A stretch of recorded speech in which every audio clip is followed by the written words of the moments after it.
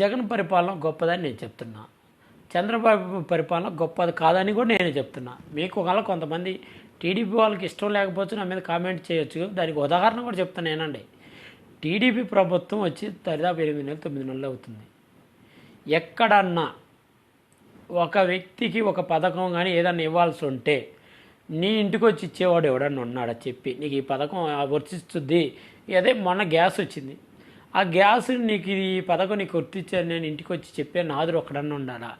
Okay, ఆ వ్యక్తి ఆ డబ్బులు పడకపోతే, ఆ గ్యాస్ లేకపోతే ఏదైనా పింఛను పెట్టుకోవాలన్నా కూడా ఒక ఎమ్మెల్యే ఇంటికి వెళ్ళి, ఒక కార్పొరేటర్గా, ఒక మున్సిపాలిటీ ఎవరైనా కానీ టీడీపీ నాయకులు ఇంటికి వెళ్ళి వాళ్ళ గేట్లు కాడ గంటలు నిలబడితే కానీ పని కూడా జరగట్లా.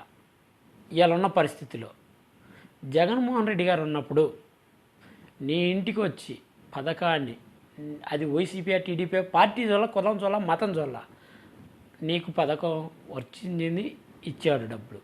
ఇవాళ జగన్మోహన్ రెడ్డి గారు జోబులోంచి ఇవ్వకపోవచ్చు, కానీ ఇవాళ చంద్రబాబు నాయుడు గారు జోబులో కూడా ఇవ్వట్లా. కానీ ఎక్కడే పోతుంది ఈ డబ్బు అంతా? ఎటు పోతుంది? నీకు జగన్మోహన్ రెడ్డి గారు నీకు ఇచ్చాడు, నువ్వు డబ్బులు పెట్టి అనుభవించావు.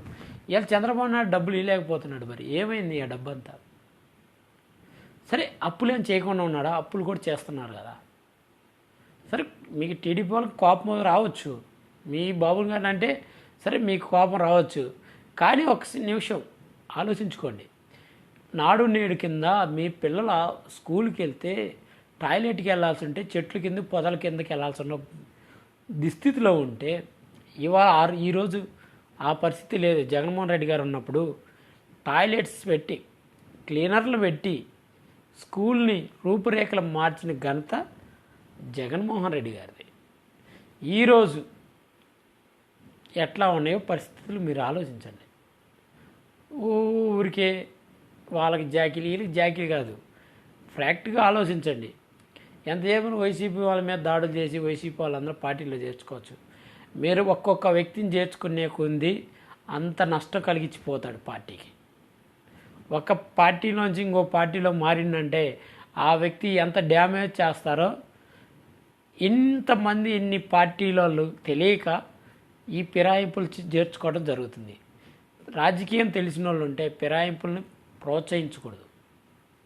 సరే, పార్టీలో నీకు ఎంత గ్రిప్ ఉందో నాకైతే తెలియదు, కానీ పార్టీకి డ్యామేజ్ చేసే వ్యక్తి ఎవరన్నా ఉన్నారంటే ఫిరాయింపు ఉన్న వ్యక్తి. ఆ ఫిరాయింపులు సపోర్ట్ చేస్తారు కాబట్టే మీలో ఉన్నోళ్ళు.